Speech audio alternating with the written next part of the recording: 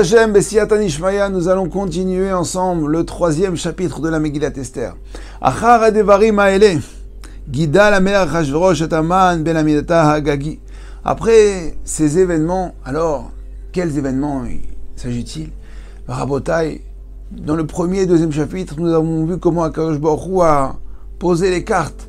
Il a placé Esther dans le palais royal. Elle est devenue reine. Mordechai a réussi à dévoiler, rapporter un complot qui était fait contre le roi.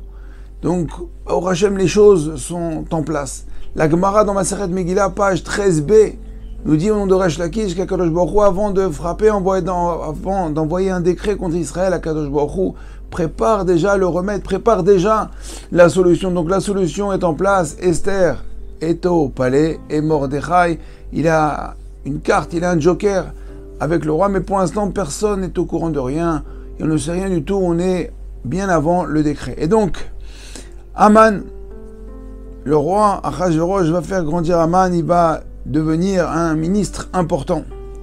Alors on demande la Gemara, dans Masechet Choulin, où on apprend le mot Haman dans la Torah. Où est-ce qu'il y a un remez?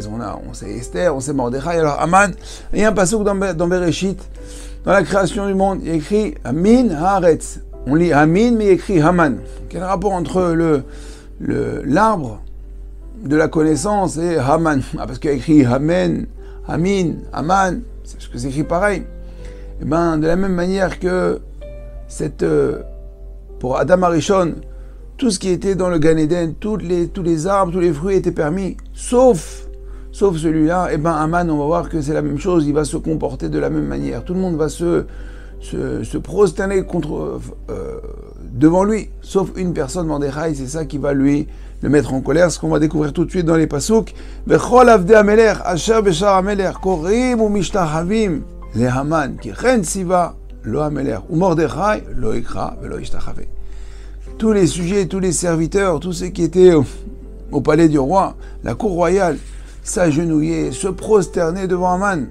Car c'était comme ça, c'était l'ordre qui a été donné par le roi, en son honneur. Voilà, tout le monde devait faire comme ça. Mais Mordechai, lo ikra velo ishtachave, lui, ni va s'agenouiller, ni va se prosterner. Donc c'est deux formes de salut royal. C'est la manière dont on se prosternait au Beth Amikdash, comme on dit dans la tefila de Yom Kippourim. Mais on voit que c'est intéressant, écrit que Mordechai, lo ikra velo ishtachave. C'est écrit au futur, c'est que Mordechai, ni maintenant ni après, lo ikra velo ishtachave. Mordechai, il ne va pas céder. Alors il faut s'imaginer quand même que tout le monde, dès qu'Haman passe, tout le monde se prosterne et tout le monde s'agenouille. Si on peut s'imaginer la scène, tout le monde a vu ces images horribles de Marshemo, Zicho, Hitler, lorsqu'il passait, tout le monde faisait comme ça le signe de salut de nazi. Alors imaginez que tout le monde le fait et puis il y a un bonhomme qui est comme ça. Et regardez, il le regarde passer. Vous imaginez cette chutzpah? Eh bien, Mordechai, c'est ce qu'il faisait. Haman passait, tout le monde se prosternait, s'agenouillait devant lui. Et lui, bon, il lui faisait un petit salut comme ça, de la tête, mais ni plus ni moins. Alors les raisons de Mordechai, pourquoi lui ne voulait pas se prosterner, comme on a déjà dit que Mordechai est issu de la tribu de Binyamin.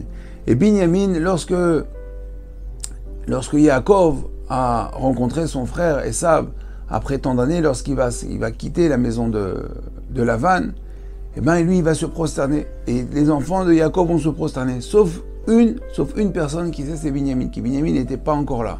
Donc Mordechai dit, attends, moi mon père, mes ancêtres ne sont pas prosternés devant Esav, ben moi aussi je ne veux pas me prosterner. C'est ce qui tenait Mordechai, c'était son leitmotiv.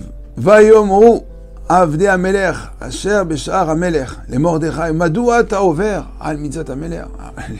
Les serviteurs du roi qui étaient à la cour royale, ils demandent à Mordechai, mais je comprends pas, pourquoi tu transgresses l'ordre du roi? Tout le monde le fait, mais qu'est-ce qui t'arrive?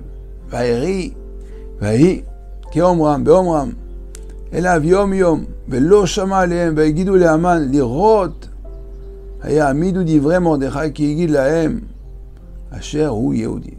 Et tous les jours, on vient répéter, on va dire, Haman, tu sais, il y a un bonhomme là-bas. Chaque fois que tu passes, rien à faire. Il reste comme ça, il te fait un petit salut. On vient répéter comme ça. Alors, il cherche à savoir d'où vient ce bonhomme. Et on vient lui dire qu'il était juif.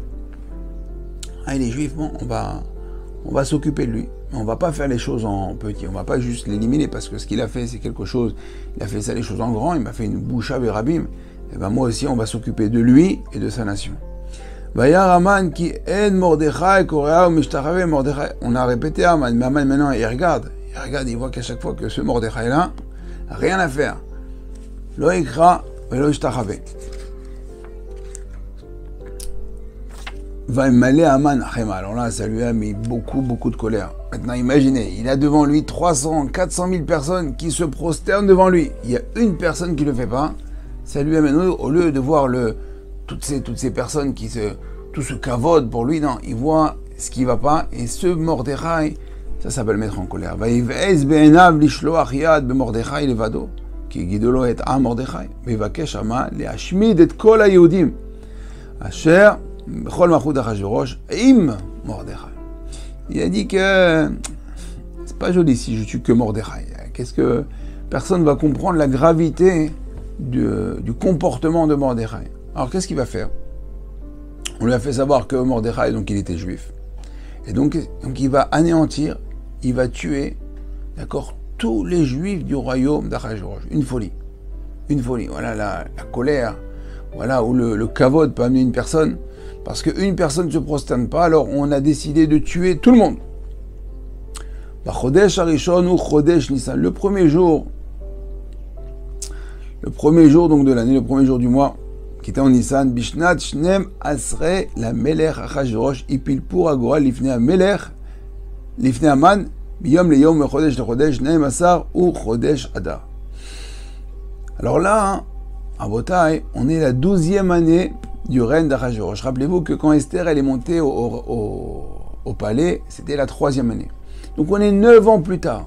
Esther va rester, il a été mis en place. Et le complot de Mordechai, c'est 9 ans auparavant. Pendant 9 ans, donc, on remet dans le contexte, les Bnei Israël ont participé au Mishté. Mordechai les avait avertis, attention, ça va mal se passer pour vous. Ils ont dit non, et regarde, donc pendant 9 ans, des échanges politiques, commerciaux, tout va bien au royaume, tout se passe bien, merveilleux. Aman est là, on se prosterne devant lui, Kol Beseder. Et donc là, on voit que 9 ans après, la Xéra va tomber. Donc des fois, à Botaï, même si on voit que tout va bien, il faut toujours les pêche Bemasa, voir si vraiment ce qu'on a fait c'est bien, parce qu'Akadosh Baruch Hu, en fin de compte, il est miséricordieux, il a laissé au Bnei Israël 9 ans pour faire teshuva. Et donc, Aman, déjà, il a décidé de tuer tous les Juifs. Bon, tu sais quoi, fais-le, tu as le pouvoir. Pourquoi t'attends? Non, il a décidé de faire un tirage au sort. Déjà, c'est un peu bizarre, on voit... T'as envie de le faire, fais-le. Il fait un tirage au sort, on est le 1er Nissan, et le tirage au sort, il va tomber quand? Au Chodesh Adar. C'est-à-dire, à Botaï, 11 mois après. Donc il a décidé de tuer tout le monde, et le décret va mettre 11 mois à être en place. Vayomer Haman la mère Achashverosh. Donc il fait le tirage au sort, il prend la décision, et après il va demander au roi. Vayomru Haman la mère Achashverosh, yeshno am echad, מפוזר ומפורד בין העמים בכל בינות מלכותך בדתיהם שונות מכל העם ודתי המלך אינם עושים למלך אין שווה לעיניך. Il dit Haman, il vient voir le roi, il dit, tu sais, Agmar dit qu'il n'y avait pas une plus mauvaise langue que Haman pour parler de Ham Israël. Il vient voir Achashverosh, il dit, tu sais, dans ton royaume, il y a un peuple, il fait pas comme nous, d'accord? Ils sont tout le temps en vacances. Alors tu leur dis, venez travailler, il dit non, aujourd'hui c'est Shabbat. Oh, aujourd'hui c'est Yom Tov. Vous savez quand on demande au patron, on dit, mais combien tu peux prendre? Vous avez combien de fêtes? Nous on a 2 fêtes, on a Noël et jour de l'an, faut tout le temps. C'est Shabbat, c'est Pessah, c'est Shavuot, c'est Sukkot, c'est...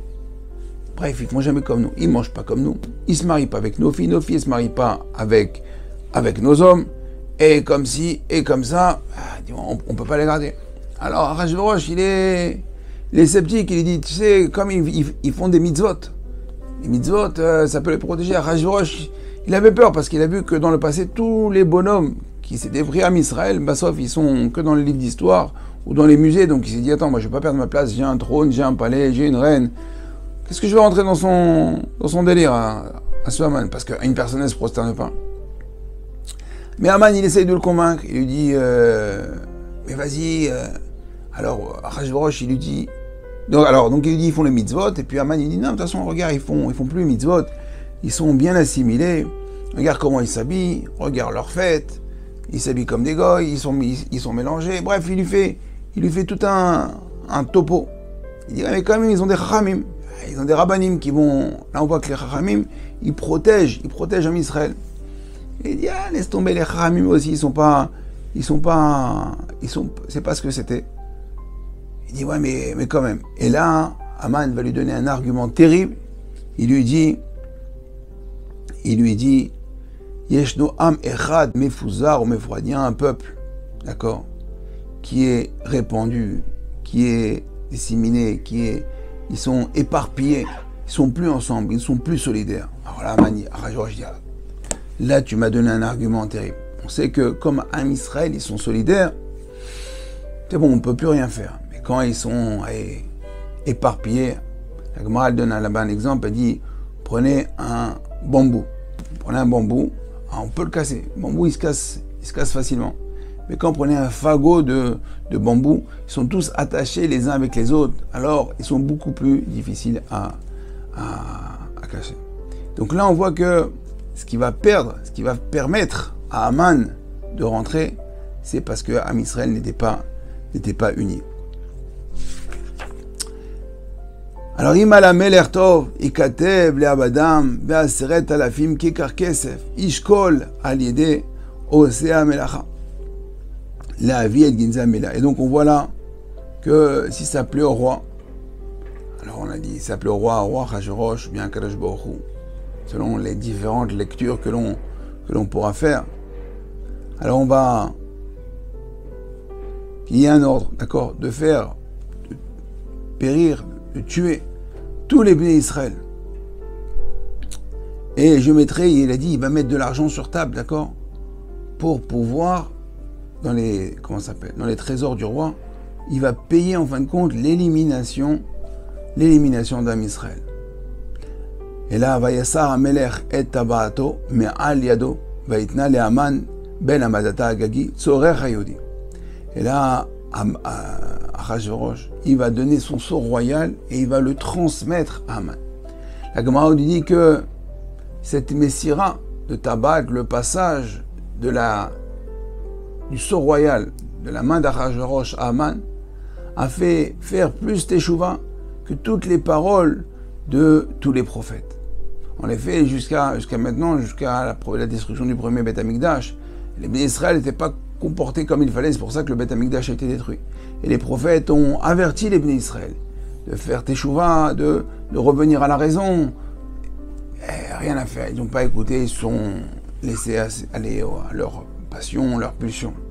Mais là, à ce moment-là, lorsqu'ils ont vu que Achashverosh a donné les pleins pouvoirs à Haman, alors là, ils ont été complètement effrayés. Ils ont vu le décret, ils ont vu que Haman allait tuer hommes, femmes, enfants en un seul jour. Il avait promulgué un décret dans tout le royaume d'Achashverosh.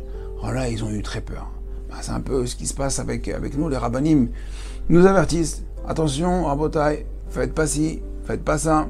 Filtrez vos téléphones, filtrez vos ordinateurs, habillez-vous bien, séparez-vous. Soyez plus de tsniout, étudiez la Torah. Ouais, bon, tu sais, les rabbins, ils parlent, machin. Bah. Et là, pitom, oh, ce qui se passe en 7 octobre, ce qui se passe une xéra, l'ennemi se renforce. Ah, bon, mais là, on voit que tout le monde fait teshuva. On revient, on refait Shabbat, on se comporte mieux, on prie mieux, on étudie mieux. Pourquoi? Parce qu'on a peur. Donc, Kadosh Baruch Hu, des fois, il est obligé de nous mettre un peu plus de pression. Donc, Haman, il vient nous ramener dans la Avodat Hashem. Vaïser Amelech donc Tabato. Vayomer Amelech Laman Kesef Natun Lar Ve'am La'asot Bokato Ve'enecha. Tu peux faire ce que tu veux. Je te donne l'argent. Je te donne le peuple. Tout est entre tes mains. Tu as les pleins pouvoirs. Haman et Achashverosh se détestaient. Mais Achashverosh et Haman détestaient Am Israël. Donc on voit que nos ennemis, même s'ils ne s'aiment pas, ils sont prêts à s'unir, d'accord, pour pour nous éliminer. Vaikrou s'offrait à Meler Chodesh Arishon, donc le premier mois, donc le mois de Nissan, le 13 Nissan. B'shlosha asar Yom Bo Veikatev Kechol Asher Tziva Aman El Achashbandana Ameler Vel Apachot Vechoulé. Donc là, il commence à écrire les décrets et il va répandre toutes les annonces. Il va publier dans tout le pays que dans 11 mois, et ben chaque personne, d'accord, pourra tuer chaque juif. ונשלח ספרים ביד הארצים אל כל המדינות המלך, להשמיד ולהרוג ולאבד את כל היהודים מן האב ועד זקן, טף ונשים, ביום אחד, ב13 לחודש, 12 הוא חודש אדר, ושללה לעבוד. écrit comme ça. Que, imaginez des affiches partout, 4 par 3 dans le public, que le 13 Adar, l'année qui va venir, vous avez le droit et le devoir de tuer chaque juif, du plus petit au plus grand, homme, femme, enfant, et vous devez faire ça en un seul jour. Vous devez faire ça en un seul jour, et vous pourrez prendre bien sûr l'or et l'argent et tous les trésors. Alors pourquoi Aman voulait faire absolument ça en un seul jour? Parce que ce rachat, il s'est dit, attends, il a déjà pensé à sa défaite. Il sait que les Israël, ils fêtent toujours leur victoire. Il dit, si on fait ça en plusieurs jours, alors si je perds, eh ben, ils vont avoir plusieurs jours de fête. Donc il s'est dit, je vais faire mon décret en un seul jour, parce que maximum, attention, ça ne se profile pas que je vais perdre, mais maximum, si je perds, s'il y a une défaite, eh ben, ils fêteront ça qu'en un seul jour. Et il n'avait pas calculé qu'il y avait 2 jours de Purim pour les villes fortifiées et les villes qui n'étaient pas fortifiées. פשטגן הכתב להינתן דת ובכל מדינה ובמדינה גלוי לכל העמים להיות עתידים ליום הזה. Donc tout le monde a vu, toutes les lettres sont parties, ils ont tous pris connaissance de ce jour terrible. Aratzim yatsu de chofim bidvar ameler, ils sont tous partis, il y a une vitesse. On se demande d'abord pourquoi ils allaient vite. Ils ont besoin d'aller vite. Le décret, c'est que dans un an. En tout cas, maintenant beshushan abira va'ameler va'aman yashvu lishtot vers Shushan. Donc le roi et Aman, ils sont attablés pour trinquer, pour faire les chaïm sur leur terrible décret, tandis que la ville de Shushan, là-bas, c'était la tristesse, la consternation. Et ils voyaient ces affiches dans tout le royaume. Et ben, ils se sont dit, on va se retourner vers Akadosh Baruch Hu, on va commencer à prier et à faire Teshuvah. On a fini, Baruch Hashem, le 3e chapitre, et on se donne rendez-vous pour le 4e. Je vous dis à très bientôt, et Kol Tov.